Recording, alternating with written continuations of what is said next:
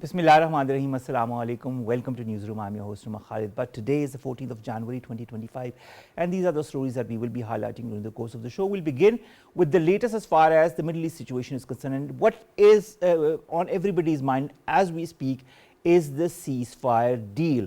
Apparently, the ceasefire deal is on its very last leg, and it is going to take place despite the opposition from certain quarters within the Israeli cabinet, despite the different hurdles. Apparently, with a very strong push by the US side, this deal is finally going to take place, maybe in the next few hours, maybe in the next 1 or 2 days. And that is what also Qatar has confirmed through its main negotiator, who has said that both the sides might come to a deal very, very soon. Let's see if that happens.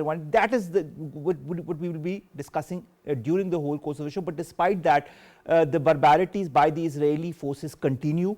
Because they know that a deal is going to take place, they are doing whatever they can to butcher as many Palestinians, to injure as many Palestinians, and render their life inhabitable as much as possible before this deal takes place. This is a three-phase deal.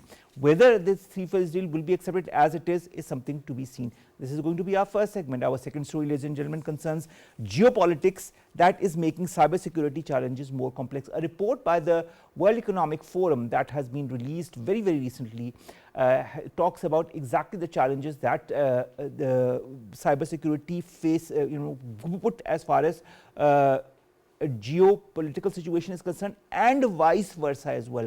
Both are intertwinkled, both are interdependent somehow, somewhere in this new generation of AI, and a lot of questions are arising as to what is going to be the future of cybersecurity under the current geopolitical or geostrategic circumstances. This is going to be our second story. Then we are going to talk about the 13th anniversary of Arfa Karim, the youngest Microsoft certified professional of the world that is being observed today. She, of course, was a Pakistani, and she's being remembered by all the Pakistanis as well as all the tech geniuses across the world today on her 13th death anniversary. Finally, we are going to talk about an Estonian stack line champion, Jan Roos, who has completed a world first high line walk between the Jumeirah Emirates Tower in Dubai. The high line was 328 feet long and was suspended over 700 feet in the air. This is something that might not be a cup of tea for everybody. Nevertheless, it is a cup of tea for Jan Roos. Let's begin with our first segment, and that concerns the situation as far as Israel and Palestine is concerned, with the ceasefire deal being on the minds of everybody concerned, whether it be the Palestinians, who are more or less under the current circumstances also rejoicing to some extent, thinking that a ceasefire might be finally in the offing. Osama Muhammad Nazzal, Palestinian journalist, joins us from Jenin. Osama, brother, thank you very much to have joined us. Osama, first of all, before I go into the details and nitty-gritty of it all, how optimistic are you of this ceasefire deal finally taking place? Yeah, I think that the talks among the mediators and between the Palestinian side and Israel are serious this time, because the American coming administration envoy to the Middle East, the representative of the President-elect Donald Trump, is present in these negotiations. And this makes it different from the previous rounds that were managed and administered by Biden's team only. So I think that the ceasefire agreement is going to see light, according to the reports that we hear of and we receive from Qatar and other areas in the region, provided that the Israeli Prime Minister Benjamin Netanyahu is not going to thwart these efforts at the last moment, of course, making excuse of his coalition like Smotrich and Ben Gvir, who descended from extremist religious Jewish parties, as they threaten of withdrawing from the government if he takes that step. But until now, all the tidings show that there is going to be a ceasefire. But we can't say that we are optimistic unless we see the official announcement and the start of the implementation on the ground. I I totally agree with you on that, because we all remember the last 3-point deal that Joe Biden had also put across, and despite all the pressure by Joe Biden and his administration, that deal did not go through. But apparently this time, not only Joe Biden is pushing for it, not only his outgoing administration, but also, as you pointed out, Donald Trump and his incoming administration is also pushing for this. Despite the fact that there have been many statements that were issued by Donald Trump and his administration regarding the future of Palestine, do you feel they are sincere as far as this ceasefire deal is concerned? Yeah, I think we need to distinguish between the political situation, between the political solution and the fulfillment of the Palestinians' aspirations, the national aspirations of having their independent state on the land occupied in 1967, and the efforts to achieve a ceasefire. Because Trump declared once he was elected as president of the United States that he wants to see the war on Gaza stop before getting into the Oval Office. And I think he is living up to his words and he is implementing that. But you know, this doesn't mean that Donald Trump is on the side of the Palestinian people or the Palestinian cause, because they don't talk about any political solution. All that they talk about is a ceasefire. They don't talk about stopping the war, okay? And here is a difference between stopping the military operations that Israel started 15 months ago and ending the war completely. And I think that the devil is always in the details. So we don't know what might happen, for example, after the first stage of the ceasefire, as nothing until now is clear. And all that we hear as journalists and people interested in the situation, just like headlines and statements without any details about the final shape of this agreement. All right, but Osama, I'd also like to understand, once this ceasefire deal, and if and when it takes place, we all know the three phases of this deal, the three parts of this deal as has been agreed apparently by both the sides, or is being agreed. Where does that leave the extremist mindset within the Israeli cabinet, like Smotrich that you talked about, like Ben Gvir, who said that they are going to resign if that happens. And apparently Benjamin Netanyahu has gone to meet Smotrich as well to try to convince him not to leave the cabinet. Is there going to be a division within the Israelis, within the Israeli government, within the Israeli hardliners, if and when this deal does take place? And if so, what could be the repercussions? Yeah, the extremist party's representatives, Smotrich and Ben Gvir, threatened Netanyahu that if he takes such action, they would withdraw from the coalition. But this doesn't mean that they are going to carry out their statements or their threats, because they know that their prime minister, Benjamin Netanyahu, can't disobey, can't say no to the new American President-elect Donald Trump. And we always say that without the American support and without the American money, without the American military equipment, Israel would not have continued this genocidal war against the Palestinian people, particularly in Gaza. So the decision maker is in Washington, in the White House, not in Tel Aviv, in Israel. And we heard many times from American analysts and from American political experts that it was possible for the American president to stop the war by a telephone call to the Israeli cabinet and the Israeli prime minister. So when Donald Trump tells Netanyahu stop, he would stop. When he tells him shut up, he would shut up. Because Israel, without the American support, I don't think that it can engage in such a war against the Palestinian people and the region. All right. Please stay online with us, Osama. We've also been joined by Farhan Bukhari, senior journalist, who is with us in the studios. Farhan Saab, thank you very much to have joined us. Good Farhan to be Saab, the pleasure is all ours, Farhan Saab. Farhan Saab, this three-phase deal. First stage will see 33 hostages set free, including children, women, 16th day of the ceasefire. Negotiations will begin on a second stage in which the remaining hostages, soldiers and men of military age will be released. Then there is going to be a phased troop withdrawal. There will be security arrangements in the Philadelphia corridor. Unarmed North Gaza citizens will be allowed back. Palestinians convicted of murder or deadly attacks will also be released, but the number would depend on the number of live hostages. And the third stage will address long-term arrangements, including discussion on establishing an alternate government in Gaza and plans to rebuild it. These three phases are very well outlined, but that also reminds me of a previous three-phase deal that was also put forward by Joe Biden a couple of months back that never materialized. But this time apparently it is all being materialized because apparently of US pressure. Why now? Is it because of Donald Trump? A lot of analysts say that it is because of Donald Trump's pressure that Israel is actually seceding and saying, all right, we'll go forward with this, despite the opposition within the Israeli cabinet by certain right-wingers. What's your take on that? Who gets to win? Who gets to lose at the end of this deal if it is accepted by both the parties? And what is the short-term and long-term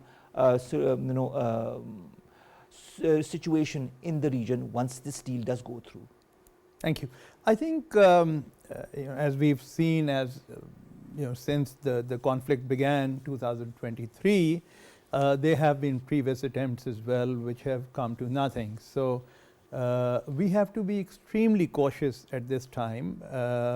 There's no certainty here that we are definitely heading towards some kind of an agreement which would finally bring about a ceasefire that Israel has so far refused to accept.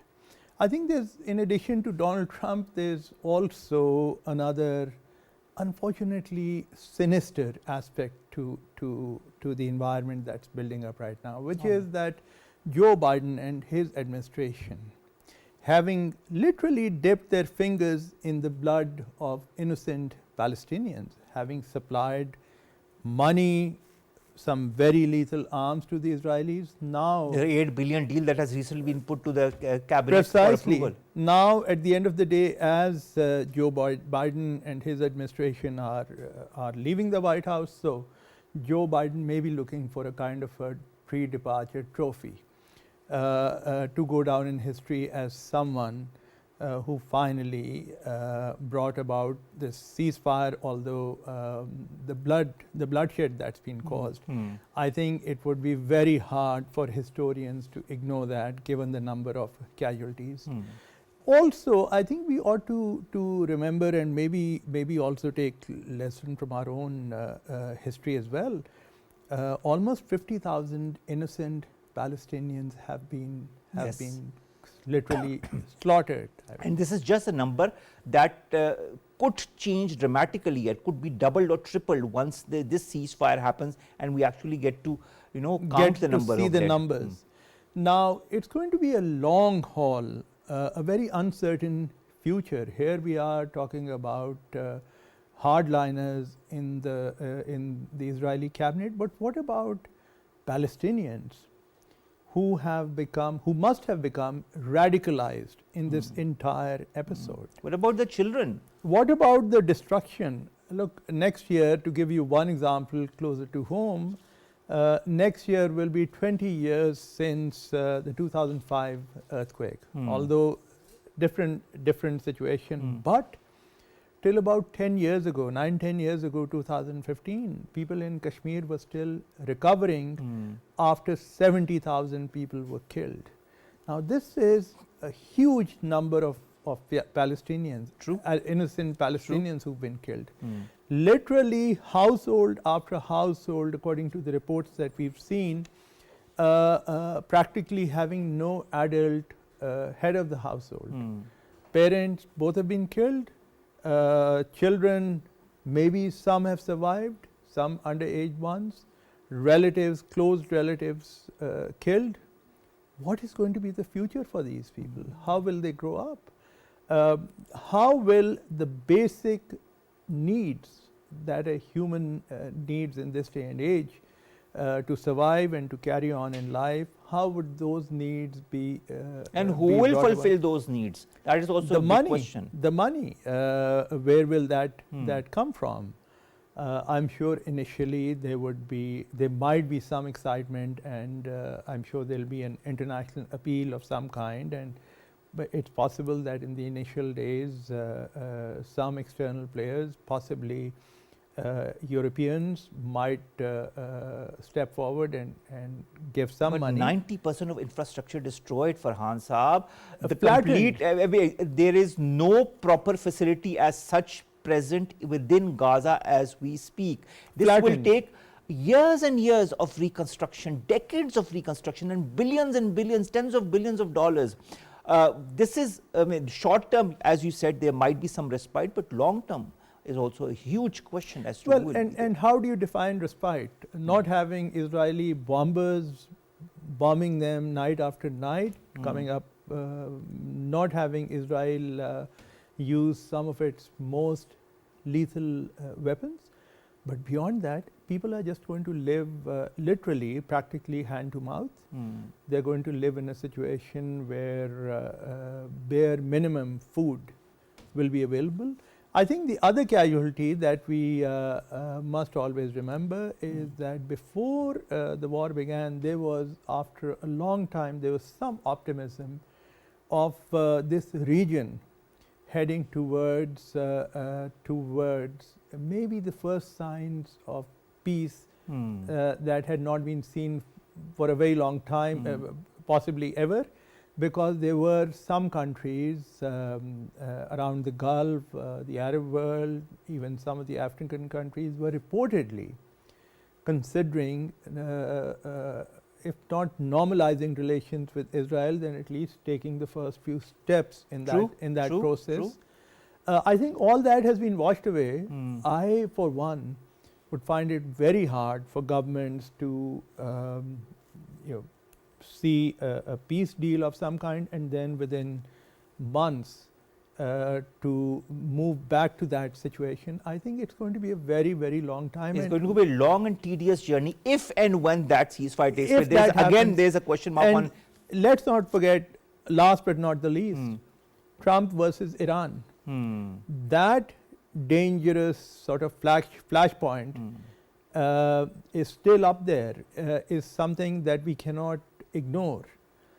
We have to see how the two sides come together and manage. Well, that is something that we'll only have to wait and see as to what kind of policy Donald Trump has as vis-a-vis Iran, and of course this will be indirect or directly affecting this whole region as well. Osama, coming to you, the Palestinian Foreign Ministry warns of Israeli plans that aim at disconnecting the Gaza Strip from the occupied West Bank, that aim to prevent the incarnation of the Palestinian state. When and what is then the future of this famous two-state solution that has been talked about since years, if not decades? Yeah, that is always the goal of the Israeli occupation leadership, of course, to prevent any opportunity or any space for the establishment of the Palestinian statehood, or to allow the Palestinian people to exercise their right of self-determination. And that's why Israel is always insistent on preventing any form of unity between the Gaza Strip and the West Bank. And it is acting these days accordingly in order to make sure that such national Palestinian goal won't be achieved. Now, concerning the occupied West Bank, Israel is cutting it into pieces like Swiss cheese, really, as when you move from one Palestinian village to another, you see the Israeli apartheid wall, you see the Israeli colonial settlements, you see the Israeli military towers and the Israeli military checkpoints, and the Palestinians have to show their identity cards to the Israeli soldiers manning these checkpoints.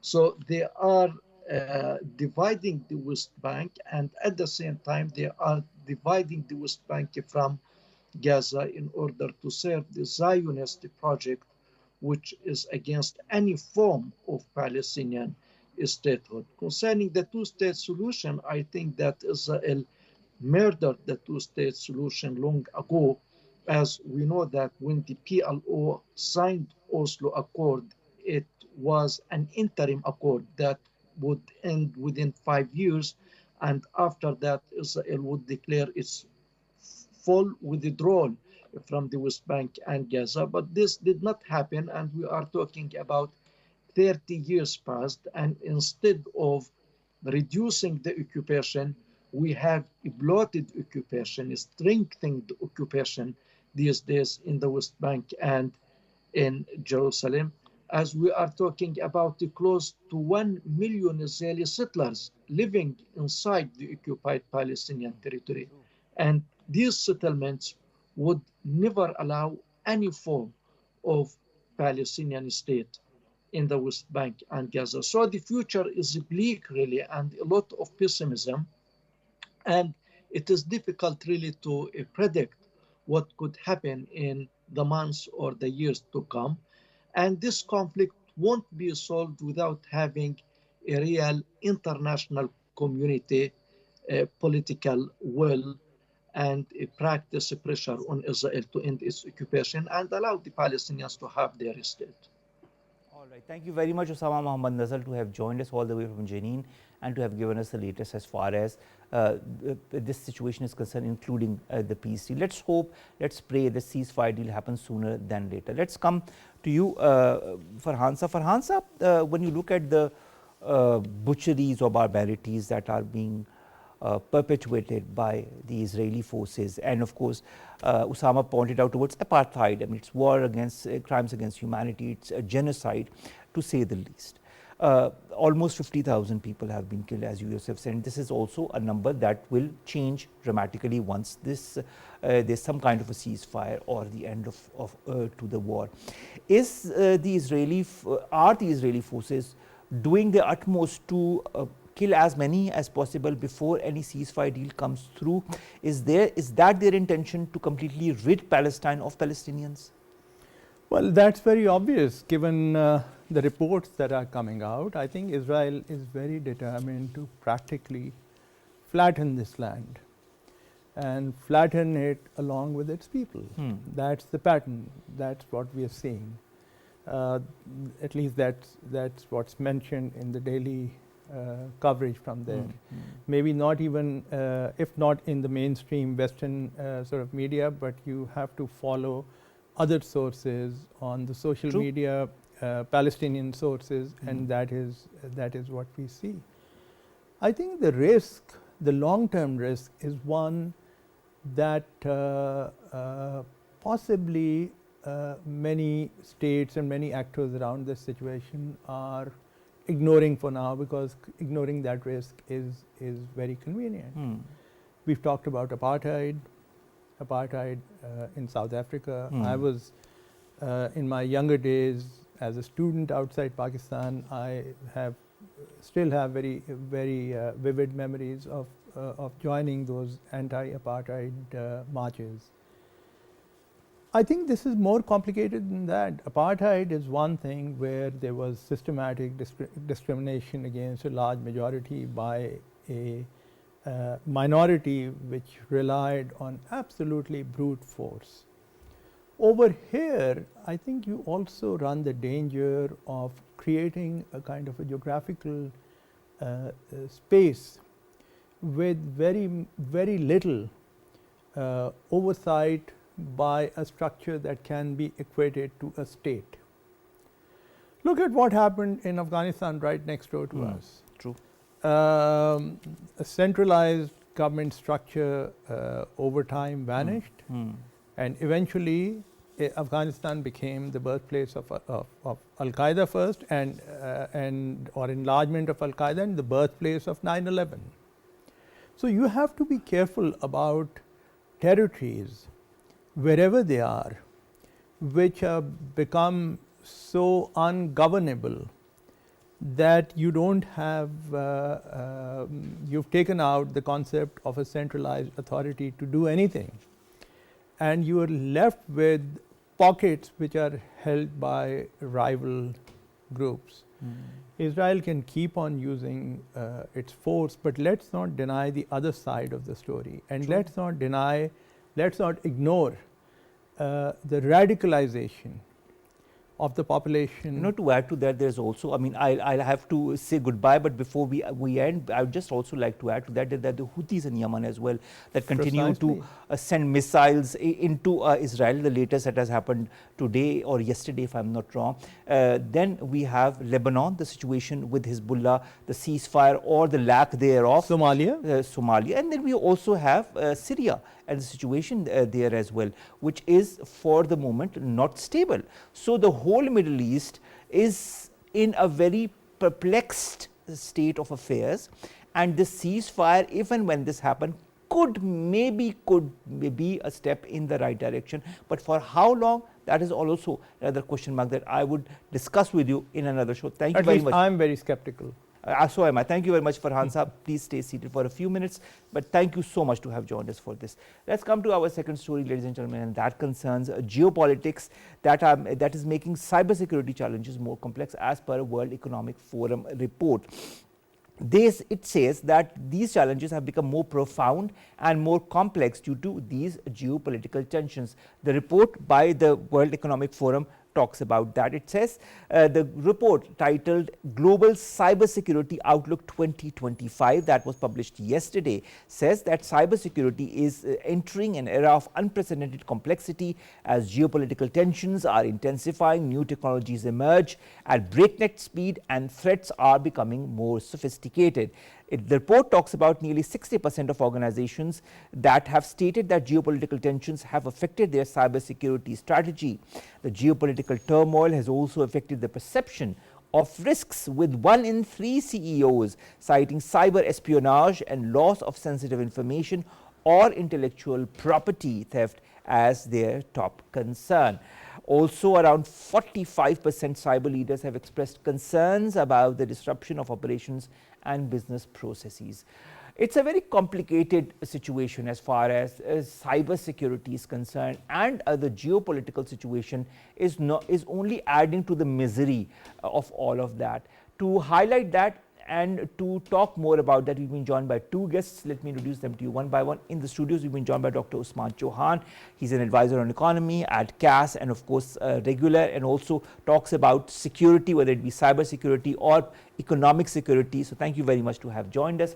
And online, we've been joined by Saad Masood. He is a senior telco expert. Thank you very much, Saad, to have joined us as well. Let's begin with you, Usman. Usman, as global cyber security challenges, we have heard about that many a times. We've seen how cyber security challenges have, put huge organizations under major dilemmas, and we've seen that in the recent past as well. Is the situation as dire as proclaimed when they say that geopolitical tensions are intensifying, new technologies emerge at breakneck speed, threats become more sophisticated, and it makes the whole situation more and more complex? Yes, certainly. First of all, thank you for having me. It's always a pleasure. The cybersecurity element vis-a-vis geopolitics is very severe because it just adds one other dimension to the motives that you can have to attack the cyber infrastructure. You will always have nefarious actors who try to gain either information which is valuable in data, or they may try to extract some other form of value from you. But when it is geopolitically motivated, then the desire for sabotage increases manifold, because then you may not gain something, you just want to make sure your adversary loses. And that adversarial angle, where you simply want them to lose even if you don't directly gain, is enough to have a geopolitical element of extreme animosity. So that's what I consider important. Our geopolitical situation right now is characterized by multipolarity, yes, but it's also characterized by two large powers with advanced cybersecurity capabilities. But that they may be sophisticated on the attack side.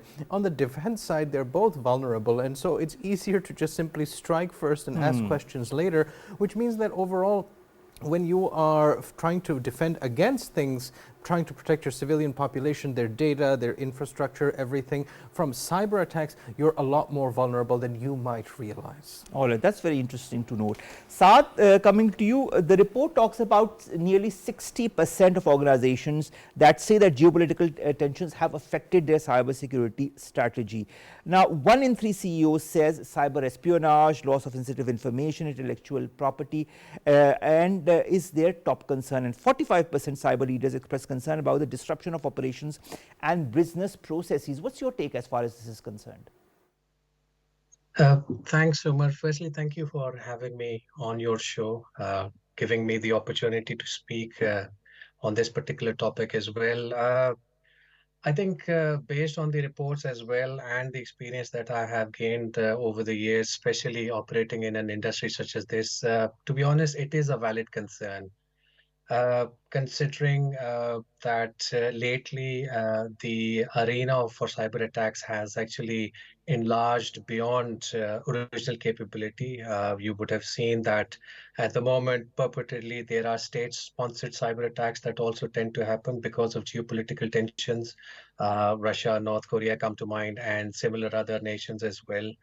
But more importantly for me, Omar, is that the weaponizing of information that has an impact on not only global polities, but also global infrastructure as well. And one example of such weaponizing of information is the uh, electoral interference that is normally quoted and happening routinely over the world as well. It was mentioned in the former US elections as well as in the Brexit negotiations as well here in the UK. And I think this will certainly keep on growing because of the advancement in technology, more and more artificial intelligence pieces entering into the fray as well. And consequently, lately, cyber attacks are being taken as part of hybrid warfare as well. So, for example, or across the globe, the definition of conventional warfare is shifting and being inclusive now of cyber attacks as well, because that is a strategy that governments, organizations, etc., are actually using in order to defeat whatever they deem as their enemy.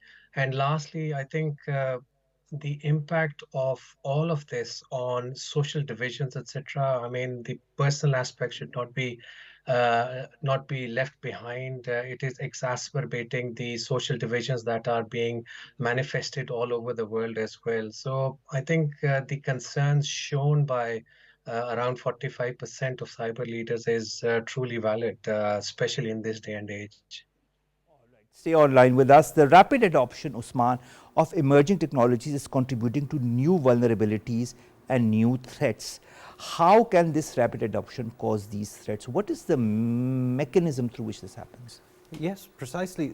Rapid adoption of technologies means that you don't necessarily have the social architecture, the right appropriate mindset for such things to be adopted, and therefore the science moves forward quickly, but the social science doesn't. That means having the sort of democratic processes in place, they can be undercut, having the requisite literacy levels, having all of those things in place to then let things seep in a gradual manner as ideas used to in, let's say, the Silk Road times. Though that's not happening now. They just pass this on, and if you do, immediately they shove it down upon you, and you simply aren't ready either psychologically for what is happening or in terms of your economy, how it has to shift. And a good example of that is how AI was thrust upon us in 2022, and we simply were in such a panic wondering whose jobs would survive and all, only to realize that actually it's basically trained on everything humans have already created. That's the claim that's now being made. And so now it isn't moving forward, it's just simply feeding off of its own garbage that it is recreating. That's just one example of that. So when you don't have the social science elements ready in a society, then having science elements move very, very quickly can cause very jarring consequences for everyone. And I think that's what they mean by important disruptions happening suddenly because of an innovation happening and we just not being ready for it. All right. Talking of disruptions, let's talk about artificial intelligence. Saad, the report adds that 66% of organizations, because Usman has talked about it, I just wanted to, continue on that thread. The report says 66% of organizations expect AI to have the most significant impact on cybersecurity in the years to come.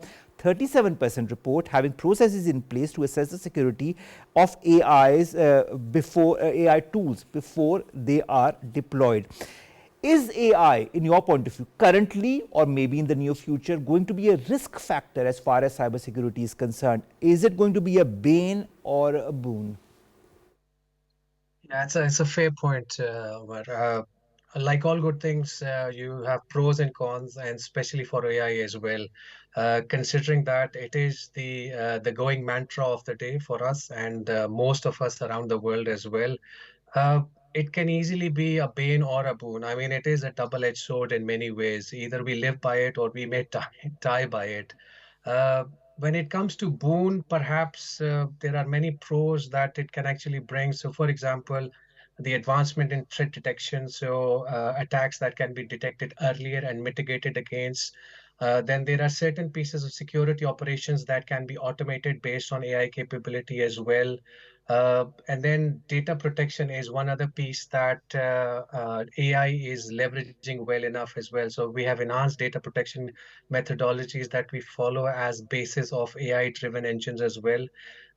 And lastly, I think one of the things that it does better than perhaps humans is around predictive capabilities because it has so much data that it can predict events mostly in advance as opposed to reacting to events as well. So in that particular instance, AI can actually act as a boon for not only individuals but organizations around the world as well. But remember, I said it's a double-edged sword. So with boon comes some bane as well. So with regards to AI, because the advancement is to such a great extent, we are seeing more and more AI-powered cyber attacks as well. It's examples in question all across the globe. Then there is AI-led cyber warfare, not only at an organizational level, Umar, but also at a state and nation level as well. And lastly, I think one of the biggest pieces that we can take negatively when it comes to AI is that the over reliance on AI in different systems across the world, most notably in defense systems as well. So, for example, all the UAVs, etc., every piece of equipment is coming with AI embedded within those particular parameters. And then consequently, it is susceptible to much larger cyber attacks as before, as opposed to before. So I think in this particular way, the AI piece is a risk factor, but it can act both as boon and bane, not only for us, but I think the organizations worldwide. But I think as time unravels, only then we'll see how much of a bane or a boon is it going to be, and also how the organizations deal with AI systems and AI-related systems. But that is a very long discussion, Saad. Coming to you, Usman, the report calls for a shift in perspective from cybersecurity to enhanced cyber resilience, the ability to mitigate the impact of significant cyber incidents on its goals as well as its objectives. How, in your point of view, can organizations move towards such a shift? Well, it all is about the defense part of it. You need to have the right people in charge of cybersecurity. There is an acute talent shortage in cybersecurity around the world, not just in Pakistan. You also need to have the right policy framework in mind. And I want to mention something very positive. If you are aware of this URAN program, so one of the things, 5 pillars of it is the e-Pakistan. And in the e-Pakistan, when you look through it on page 34, you find that there is deliberate mention, after having talked about a techno economy and a knowledge economy, about cybersecurity. And in that, the document mentions 2 things. One is collaborating with global stakeholders for cybersecurity. So you obviously leverage and you strengthen yourself by working with other technical expertise, and you try to mitigate this threat overall, as you would, for example, for chemical weapons or things like that. And the second is that you have to have that indigenous training mechanism. So we have a certain amount of strength in IT which needs to be scaled forward, scaled large. That also includes a cybersecurity expertise within IT to be scaled up large, because the value of protecting the assets will be far larger as they grow in value. Right now, a lot of the things that shape Web 2.0 are dispersed and small, but by the time we get to a Web 3.0, a new internet, we will be far more cautious about our identities online, how things are transacted, who is in charge of it, who owns the platforms. And there we can already see the shifts happening, for example, with the ban on TikTok that the US is doing. And all of these measures are being taken because this is an arena of geopolitics, but it's also an arena of economic work. And that's where resilience matters, because you have to be strong enough that any adverse consequences of any nefarious actor, large or small, can be withstood by the architecture as a whole. All right. There are so many dimensions to cybersecurity, putting into place the geopolitical situation across the world, that it would, if you start to dig in, you find more and more dirt as much as you dig in. Saad, coming to you, we've talked about the socio-economic perspective of it all, so I won't ask you that question, but the report states that expanding regulatory demands, vulnerability in the interwoven supply chains, and a widening cyber skills gap are compounding these challenges that organizations face in staying secure. Are these challenges new? Usman has also pointed a little bit about the skill set that is lacking across the world, including in Pakistan. How, in your point of view, are they related to cybersecurity? And hasn't at least the global north or the west realized the importance of the skill set as far as cybersecurity is concerned? Yeah. Yes, Saad? I think when it comes to challenges for cybersecurity, sorry, can you guys hear me? Yes, I can. We can. Okay. So I was saying that when it comes to challenges for cybersecurity, Omar, I don't think they are new, but their scope and complexity and scale has increased over the last so many years. It started early days of computing in the 60s to 80s. Hackings and firewalls were still prevalent at that time. 90s came with the rise of the internet. If you remember, there was a Morris worm, which started, I think, in 1988. Then in the 2000s, we had pieces such as malware, viruses, denial of service attacks. And then penultimately, we had advanced threats that emerged in the 2010s in the form of ransomware, data breaches across the world as well. And last but not least, I mean, we are here in the 2020s, and it has evolved beyond ransomware, beyond data breaches, to critical infrastructure, as well as at a national and a state level as well, where we have cyber attacks which are tagged between nations rather than organizations. I think in that particular facet, the challenges that organizations will face will keep on compounding in the near future.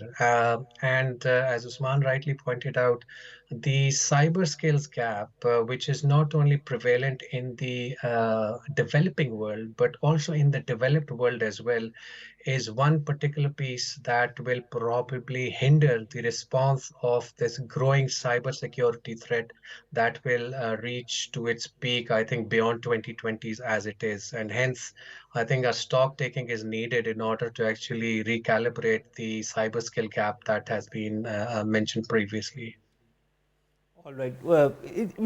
There are so many dimensions, as I pointed towards Usman, when it comes to cybersecurity, AI, and geopolitics, and affecting all of it, that it would take us maybe hours just to discuss the different manifestations of it all. But thank you so very much, Saad, Masood, to have joined us and to have talked very ably about it. It's our first interaction, and I hope the first of many. Thank you very much. Coming to you, Usman, the report talks about the growing complexity of cyberspace. It talks about exacerbating cyber inequity, widening the gap between large and small organizations. It talks about deepening the divide between developed and emerging economies as well.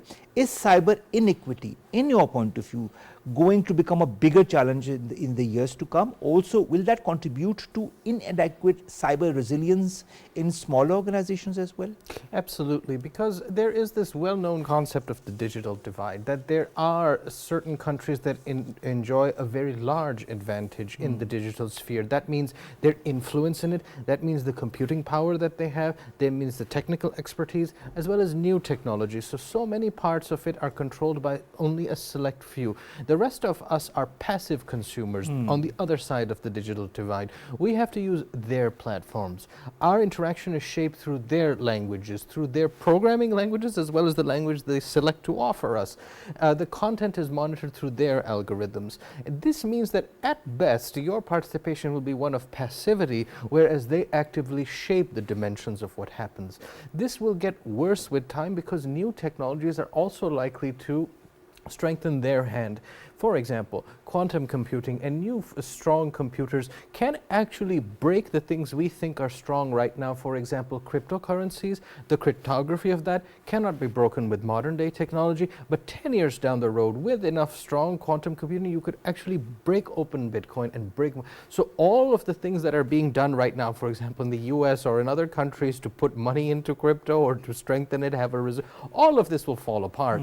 And if you have that level of computing, you could actually break all cryptography. So this cat and mouse game will be exacerbated by the digital divide, because as spectators of this great power rivalry, we will be the most vulnerable, because as in the Cold War, it was the third world which was the battleground for the two So cyber superpowers. inequity is going to be even more apparent in the years to come, especially between the developed and the developing nations, because they will be more equipped, we won't be. That's basically. right. That's All right. right. Thank you very much, Usman, to have joined us. It's a very long and cumbersome discussion, but I hope this will be for another time as well. Thank you very much, Usman Chohan, to have joined us. Please stay seated for a few more minutes till I end the show. Let's come to our last two stories very quickly. The first concerns the death anniversary of Arfa Karim, the 13th anniversary of whom is being observed across the world, including in Pakistan. She was the youngest Microsoft certified professional and she became the youngest one by passing the MCP examination at the age of just 9 in the year 2004. Bill Gates invited her to visit the company's headquarters in the US when she was just 10. She won many awards, international recognitions for her brilliance in the world of IT. She sadly left us on the 14th of January 2012 at the age of 16. We remember her today. We'll continue to remember her for the genius that she was. Finally, ladies and gentlemen, Estonian slackline champion Jan Roos has completed a world-first highline walk between the Jumeirah Emirates Towers in Dubai.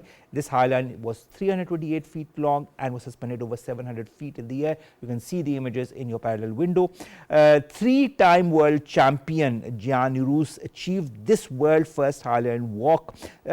And of course, this feat marks the start of the third edition of the 1 Billion Followers Summit, the world's largest event for the content creator economy. Speaking about the performance, Roos said that he still feels fear despite slackening for around 15 years. You know, you always face fear when you are at that height, even if you are experienced for decades.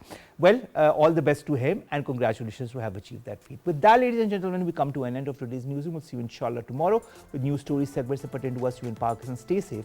Allah Hafiz.